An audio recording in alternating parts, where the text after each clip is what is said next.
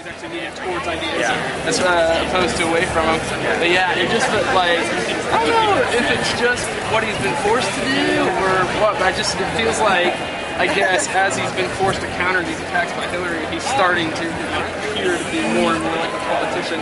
He is a politician, but he's a fucking politician. He's a fucking politician. He's running to be president of the United States, you know, and I mean, it's so rare that someone actually says what they think at all, period. You know, I mean, it isn't scripted, entirely scripted, and I think there's a total spark of that is not extinguished at all. And I mean, I think his speech on race was so good, really important. Oh my goodness! I was in Canada, and there's a place where my wife and I always go for breakfast pretty much every day, and there's an Egyptian guy who works there, and I've known him for 3 or 4 years, just like, hey, how's it going? You know, I see him almost every day, and we just started talking about the speech. You know, like he was talking about his experiences of moving to Canada and race and all this stuff, and he was just someone that I had known for a long time, but like an American politician gave my wife and I a reason to have a really deep conversation with someone that we knew, but we had never really connected with before. That speech woke me up.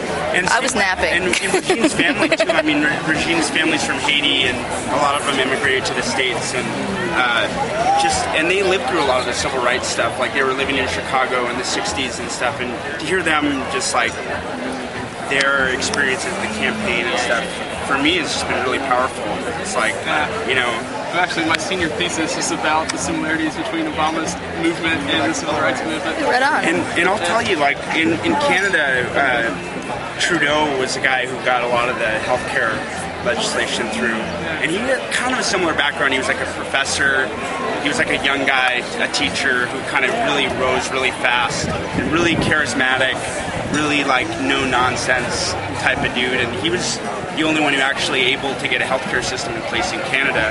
And you can't have the same healthcare system here. It's not the same country, but sometimes it takes someone who's like just actually able to communicate and isn't totally partisan you can't underestimate how important that is, because that's how things actually get done.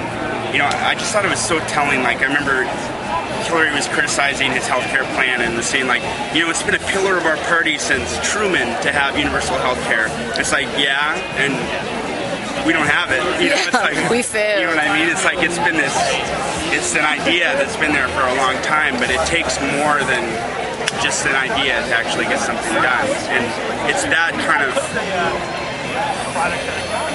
It does take compromise, you know. You can't just kind of waltz in there and be like, okay, we're going to change everything. But, you know, I see that in him. Yeah. Not only really with important. Domestic issues, but foreign policy issues also. Like, he's just, whereas Bush is so unilateral. We were in Japan, and they were just like talking about Iowa on the newspapers in Japan and Australia. Like, people all over the world are like plugged into what's going on here in a way that is... I mean, I've been living in Canada the last 7 years, and even the last Bush election, even in forget the primary, like the actual election, it wasn't nearly the same kind of attention that this campaign is getting. You know, it's like, I think it's made a lot of people, you know, kind of wake up a bit, and it's, I don't know, whatever happens, I think it's really important. You know, it's healthy. Just like the race speech, I should say, even if, you know, it doesn't turn out that he's president, just like I think the issues that this campaign has forced the public to confront have been healthy. Things have been brought out to the surface. Like, you know, Jeremiah Wright, these people do exist, these feelings do exist. Yeah. That's why I feel like his race speech is so brilliant, because he acknowledged, yes, there's racism in the white community, yes, there's racism in the black community, and it's something that we all have to deal with. And Jeremiah Wright's not a politician. He's like, and he's not a total wacko. He's a freaking really brilliant guy. You know, like, I've read a lot of... He's having a bad week. He's not a politician. If I was on the stump, I'd be saying motherfucker. Yeah. I'd be like, you know, I have a song that says I don't want to live in America anymore. It's like, we were just joking, like, if my brother ever wanted to run for office, like, your brother said I don't want to live in America anymore. It's like, you can't, I don't know. So unimportant, you know, Yeah.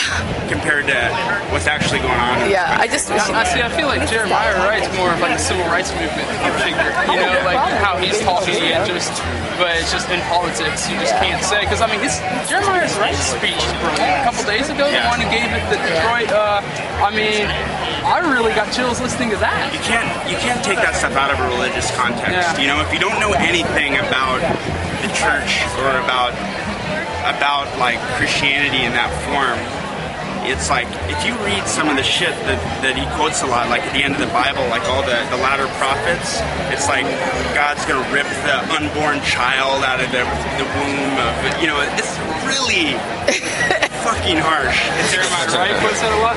Not, I mean, the stuff in the Bible that he's talking about in Jeremiah, like Jeremiah in the Bible and Hosea and all this stuff at the end of the Bible, it's like so harsh against Israel, and you know, it's like, Israel, you are fucked, and it's like That's what it says. You want me to save you, but I'm going to save you like a lion eating a lamb saves a little bit of ear, like that's how I'm going to save you. You know, it's like you're reading this shit and you're like, that is extreme. Like if someone stood up and said that, you'd be like, that guy is crazy, and you know, but it's like it's the prophetic tradition, and I think if you take it outside of that context, you're like, whoa, settle down, man. Like, where's the peace and love? But it's like, shit is harsh, really harsh. You know. I don't know. For me, I felt not upset by the original sound bites because I watched the whole goddamn America thing. That didn't upset me. I was like, yeah, white people do need to see that everyone who's black in America isn't super happy. But this week I'm mad at him because he's just digging his hole deeper and deeper, and he's distracting everybody. Definitely wacky. Yeah. But he's not running for fucking president. No, he's not. But I wish he'd get a little quieter this week. Not doing it. Yeah. So whatever. Yeah. I mean, like Bill Clinton, remember? I mean, did some good stuff, but he did a few bad things. A couple bad things.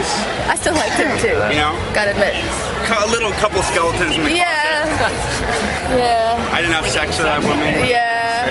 Yeah, that wasn't ideal. It wasn't a high point. Let's just. No, it was not a high point. It was kind of a bummer. I was upset. I was disappointed, but. It was a bummer. Yeah. All right, I'm gonna go get ready for the show. Thank you. Yeah. Saw you in I'll shake your hand, but with this one. Nice to meet you. Dude, you're great, man. Oh, totally unrelated. I love that Born on a Train cover that you did that cool. I got off the internet somewhere. Oh, cool. It's so good. I love Magnetic Fields, and I love. They've got so many great songs. And you lived in Boston at some point? Yeah. Yeah, I did too. It's a good place. Oh, cool. Nicer weather here, though. Yeah. Have a good day.